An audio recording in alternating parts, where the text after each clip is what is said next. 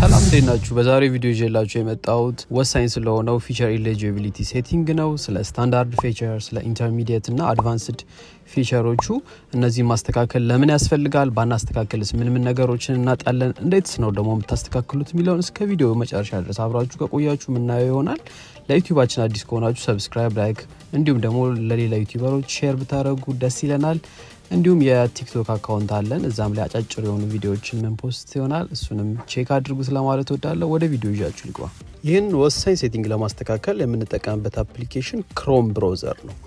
ይህንን ክሮም ብራውዘር መጠቀም ለተቸገራችሁ ሰዎች የሰራሁት ቪዲዮ አለ፣ ከላይ ኢንድ ዲስክላይም ዲስክሪፕሽን ላይ ማስቀምጣለሁ። እሱን ቪዲዮ ተመልከቱት፣ ይረዳችኋል ብዬ አስባለሁ።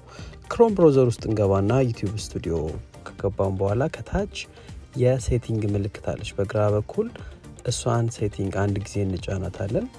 ይህን ሴቲንግ ልክ ስንጫነው የሚመጣለን ዝርዝሮች አሉ። ከነዛ ውስጥ ቻናል የሚለውን እንመርጣለን። ቻናል የሚለውን ስትመርጡ የምታገኟቸው ሶስት አማራጮች አሉ፣ ቤዚክ ኢንፎ፣ አድቫንስድ ሴቲንግ እና ፊቸር eligibility የሚል። ፊቸር eligibility ነው ዛሬ የምናስተካክለው። ፊቸር eligibility የሚለውን ትመርጣላችሁ። ከዛ ስለ ስታንዳርድ ፊቸር፣ ስለ ኢንተርሚዲየት ፊቸር እና ስለ አድቫንስድ ፊቸር የተወሰነ ነገር ልበላችሁና እንዴት ደግሞ አብረን ሆነን እንደምናስተካክል እናያለን። ከስታንዳርድ ፊቸር ጀምረን እያንዳንዱን እያየን እንሄዳለን። ስታንዳርድ ፊቸር ምን ነገሮች አሉት፣ ምንስ ማሟላት አለባቸው የሚለውን ሪኳየርመንቱ ምንም አይነት አክቲቭ ኮሚኒቲ ጋይድላይንስ ስትራይክ ሊኖርባቸው አይገባም። ዩቱባችሁ የሰው ቪዲዮ መጫን ሊሆን ይችላል፣ ወይም ደግሞ ዩቱብ የማይፈቅዳቸውን ነገሮች ማድረግ አይኖርባችሁም። ሌላው ስታንዳርድ ፊቸሮቹ ሲበሩ ቪዲዮ መጫን ትችላላችሁ፣ ፕሌሊስቶች ክሬት ማድረግ ትችላላችሁ። እንዲሁም ደግሞ ተጨማሪ ቪዲዮዎች ስትሰሩ በሰራችሁት ፕሌሊስት ላይ አድ ያረጋችሁ መሄድ ትችላላችሁ። የስታንዳርድ ፊቸር እነዚህን ነገሮች ነው የያዘው። ሁለተኛ እና ሶስተኛ ላይ ያሉት ግን ወሳኝ ነገሮች ስለሆኑ እነሱን በደንብ በዲቴል እንይ።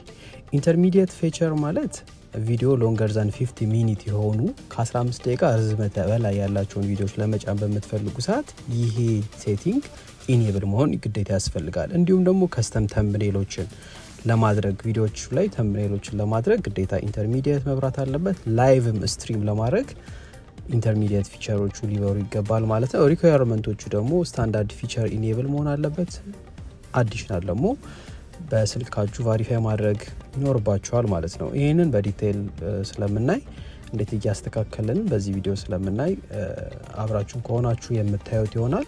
ኢንተርሚዲየት ፊቸር ማብራት ግን እነዚህን ሶስት ጥቅሞችን ያስገኛል ማለት ነው። ረጃጅም ቪዲዮ መጫን፣ ተምብኔሎችን እና ላይቭ ላይ በቀላሉ ስትሪም ማድረግ እንድንችል ከሚፈቅድልን አይነት ሴቲንግ ነው። ሶስተኛው አድቫንስድ ፊቸር የሚባለው ሴቲንግ ነው። አድቫንስድ ፊቸር የሚያስፈልገው ሪኳየርመንቶች አሉት። ከሪኳየርመንቶቹ ኢንተርሚዲየት ፊቸሩ ኢኔብል መሆን አለበት። ያ ማለት ሁለተኛ ላይ ያለውን ማለፍ አለባችሁ። ከዛ በኋላ ቪዲዮ ቫሪፊኬሽን ወይም ደግሞ በቪዲዮ ቫሪፊኬሽን አጠር ያለ 30 ሰከንድ ቪዲዮ ልካችሁ ወይም ደግሞ ቫሊድ አይዲ ወይም ደግሞ ቻናል ሂስትሪ ቢልድ አድርጋችሁ የምታስተካክሉት ነው። ቪዲዮ ላይ እሱንም ቪዲዮ ቫሪፊኬሽን እያሳያችሁ ስለማሳይ እስከ ቪዲዮ መጨረሻ ከቆያችሁ የምታዩት ይሆናል። አድቫንስድ ፊቸር ላይ እነዚህ የተዘረዘሩ 7 ነገሮችን ኤክስትራ ማግኘት ትችላላችሁ ይህን ሴቲንግ በማብራት። ዋነኛው ግን ለሞኒታይዜሽን አፕ ላይ ለማድረግ የሚጠቅመን ሴቲንግ ነው።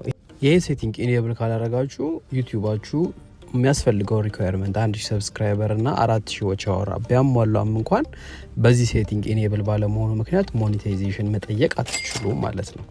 ስለዚህ እነዚህ ሴቲንጎች ወሳኝ መሆናቸውን ለማስረዳት ነው። እስከ ቪዲዮ መጨረሻ ደግሞ አብረን ስንቆይ ደግሞ እያንዳንዱ ሴቲንጎች እያስተካከልን እናያለን ማለት ነው። መልካም ቆይታ። እነዚህ ሴቲንጎች ለማስተካከል ከመጀመሪያ ጀምሮ እናያለን። በመጀመሪያ ስታንዳርድ ፊቸር ነው። ስታንዳርድ ፊቸር እንደምታውቁት ዩቱብ አዲስ ቻናል በምትከፍቱ ሰዓት የዩቱብን ሕግ ማትጥሱ ኮፒራይት ነገሮችን ማትጭኑ አይነት ነገር ከሆነ አውቶማቲካሊ ኢኔብል የሚሆን ሴቲንግ ነው። ከናንተ ምንም የሚጠበቅባችሁ ነገር የለም። ያን ሴቲንግ ኦልሬዲ ኢኔብል ሆኖ ነው የምታገኙት ማለት ነው። ስለዚህ መሞላት የሚጠበቅባቸው ሁለተኛውና ሶስተኛው ናቸው ማለት ነው። ሁለተኛውን ኢንተርሚዲየት ፊቸሩን ለማስተካከል ግን የላይኛው የመጀመሪያው ስታንዳርድ ፊቸሩ ኢኔብል የሆነ መሆን አለበት። የዩቲዩብን ሕግ ጥሳችሁ የመጀመሪያው ሴቲንግ ኢኔብል ያልሆነላችሁ ከሆነ ሁለተኛውና ሶስተኛውን ስቴፕ ጋር መሄድ አትችሉም። ሁለተኛው ኢንተርሚዲየት ፊቸሩን ለማስተካከል የሚጠበቅባችሁ እንዳልኳችሁ ስታንዳርድ ፊቸሩን ኢኔብል መሆን አለበት። ከዛ ቫሪፋይ ፎን ነምበር ማድረግ ነው። ቫሪፋይ ፎን ነምበር የሚለውን ነካለው። ከዛ በመቀጠል ስልክ ቁጥር ታስገባላችሁ። ስልክ ቁጥራችሁን ካስገባችሁ በኋላ ከላይ ሁለት አይነት አማራጮች ይሰጣችኋል። በቴክስትና በኮል የሚል አማራጭ አለው። እኔ ቴክስት የሚለውን መርጥና እንዲልክልኝ ጌት ኮድ እለዋለሁ ማለት ነው። እንደምታዩት ጌት ኮድ ስትሉት በቴክስታችሁ ኮዱን ይልክላችኋል። ያን ኮድ አስገብታችሁ ሰሚት ማድረግ ነው። ይሄንን ሰሚት ስታደርጉ አውቶማቲካሊ ኮንግራቹሌሽን የሚል መልእክት ይመጣላችኋል። ሁለተኛው ስቴፕ ኢኔብል ሆኗል ማለት ነው። ሌላ ምንም የሚጠበቅባችሁ ነገር የለም። በጣም ቀላል ነው። ሁለተኛውን ሴቲንግ በዚህ መልኩ ኢኔብል ካደረጋችሁ በኋላ ወደ ሶስተኛውና ወደ ዋነኛው ሴቲንግ ይዣችሁ ልሂድ። እንደምታዩት ፊቸር eligibility ሁለተኛውም ኢኔብል ሆኗል ማለት ነው። አንደኛውና ሁለተኛው ኢኔብል ከሆነላችሁ ወደ ሶስተኛው ማለፍ ትችላላችሁ። ሶስተኛው አድቫንስድ ፊቸር ነው። አድቫንስድ ፊቸርን ለማብራት የሚጠበቅብን ሶስት አይነት አማራጮችን ነው የሚሰጠን። ቪዲዮ ቫሪፊኬሽን፣ ቫሊድ አይዲ እና ቻናል ሂስትሪ። እንደየስልካችሁ አይነት አንዳንዴ ቫሊድ አይዲ እና ቻናል ሂስትሪ ብቻ ካላችሁ ያላችሁን አማራጭ መጠቀም ነው። ሶስት አማራጭ ከሰጣችሁ ግን ለእናንተ የሚቀላችሁን መጠቀም ትችላላችሁ ማለት ነው። ለእያንዳንዱ የሚፈጅበት ጊዜ የተለያየ ነው። በቪዲዮ ቫሪፊኬሽን እና በቫሊድ አይዲ የምትጠቀሙ ከሆነ በአንድ ቀን ውስጥ አፕሩቭ ተደርጎ ሶስተኛውም አድቫንስድ ፊቸሩ ኢኔብል ሊሆንላችሁ ይችላል። ነገር ግን ቢውልድ ቻናል ሂስትሪ የሚለውን ከመረጣችሁ በትንሹ ከ2 እስከ 3 ወር ጊዜያት ይፈጃል። እሱም ደግሞ ዩቱብ ቻናላችሁ ላይ የምትጭኗቸው ቪዲዮዎች ሂስትሪያችሁ ታይቶ ነው ማለት ነው ለሞኔታይዜሽን ብቁ እንድትሆኑ ኢኔብል የሚሆንላችሁ። ስለዚህ ያሉትን አማራጮች ለእናንተ ይሆናል የምትሉትን እና እናንተ ስልክ ላይ የተገኘውን ኦፕሽን ብትጠቀሙ ላለሁ። እኔ ግን ሞር ሪኮመንድ ማድረጋችሁ ቪዲዮ ቫሪፊኬሽን ካለ እሱን ብትጠቀሙ ነው። ከቫሊድ አይዲውም ከቻናል ሂስትሪውም በተሻለ የቪዲዮ በጣም ቀላልና ጥርምጥና ያለች ነች። በዚህ ቪዲዮም ደግሞ እሱን ነው የምናየው። ስለዚህ እኔ የቪዲዮ ቫሪፊኬሽኑን መርጥና ጌት ኢሜይል እለዋለሁ። ጌት ኢሜይል ስትሉት ባስገባችሁት በዩቱብ ቻናላችሁ ኢሜይል የሚልክላችሁ ይሆናል ማለት ነው። ከላይ እንደምታዩት ኢሜይል ገብቶልኛል። ኢሜይሉን ቼክ አደርጋለሁ።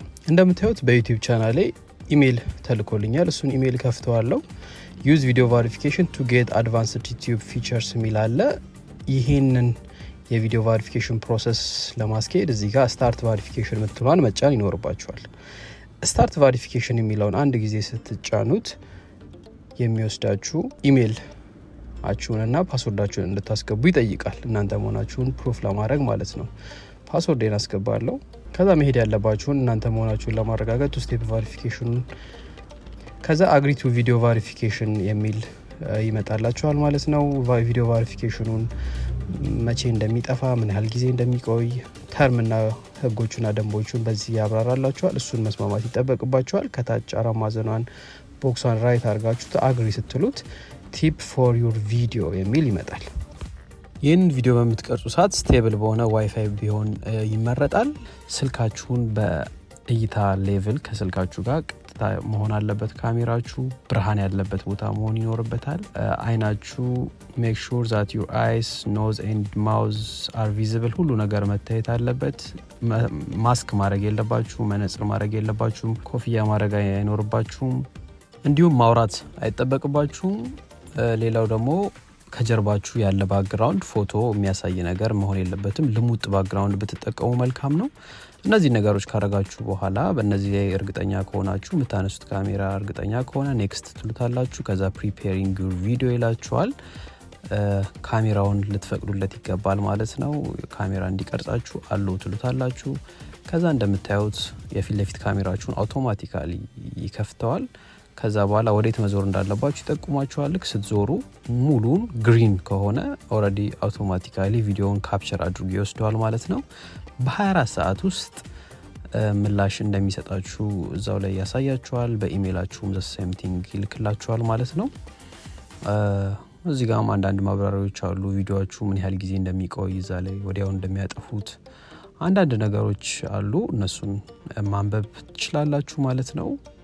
እንደምታዩት ከላይ ዩር ቪዲዮ ኢዝ ኢን ሪቪው ይላል። ቪዲዮውን ቼክ አድርገው የሚያሳውቁን ይሆናል ማለት ነው። በዚህ መልኩ የቪዲዮ ቫሪፊኬሽን ፕሮሰሳችሁን ሰሚት ማድረግ ትችላላችሁ ማለት ነው። ወደ ውስጥ ስትገቡ ተመልሳችሁ ስትገቡ እንደምታዩት ፔንዲንግ ይላል። አድቫንስድ ፊቸሩ ፔንዲንግ ይላል ለ24 ሰዓት ፔንዲንግ ላይ ነው የሚቆየው። አንዳንድ ጊዜ በግማሽ ቀን ውስጥ ምላሽ ይሰጧቸዋል ማለት ነው። ቪዲዮን እንደምታስገቡበት ቀን ይወስናል። ዊኬንድ ምናምን ሲሆን ትንሽ ቀኑ ረዘም ሊል ይችላል። እንደምታዩት ፔንዲንግ ነው። ቪዲዮ ቬሪፊኬሽን እንዳስገባችሁ የሰዓት ምልክቷን እንደምታዩት ፔንዲንግ ላይ ነው ያለው ማለት ነው። ቼክ ለማድረግ መቀበሉን እዚሁ ጋር ነው ገብተን የምናየው። አብረን የምናየው ይሆናል። ከተወሰኑ ሰዓታቶች በኋላ ነው ቀጣዩን ቪዲዮ የምቀርጸው፣ ምክንያቱም አክሰፕት ከተደረኩኝ በኋላ ያለውን ስቴፕ ለእናንተ ለማሳየት ማለት ነው። እዚህ ድረስ ያልገባችሁ ነገር ካለ በኮመንት ካስቀምጣችሁልኝ ደግሞ ቀጣይ ቪዲዮዎችንም ልንሰራበት እንችላለን። እንደምታዩት በክሮም ነው ተመልሰን ገብተን ቼክ የምናደርገው። ክሮም ውስጥ ገባለው፣ ዩቱዩብ ስቱዲዮን ከፍታለሁ። ከዛ በመቀጠል እንደተለመደው የሴቲንግ ምልክቷን ነካና ምን ላይ እንደደረሰ ፕሮሰሱ አብረን የምናየው ይሆናል ማለት ነው። ከዛ ፊቸር eligibility የሚለውን ስመርጥ እንደምታዩት አክሰፕት አድርጎኛል ማለት ነው። እናንተም በዚህ መልኩ የዩቱባችሁን እነዚህን ወሳኝ የሆኑ ሴቲንጎች በዚህ መሰረት ማስተካከል ትችላላችሁ ማለት ነው። ቀጣይ ቪዲዮዎችን ይዘን እስክንገናኝ መልካም ጊዜ፣ ሰላም ሁኑልኝ። ባባይ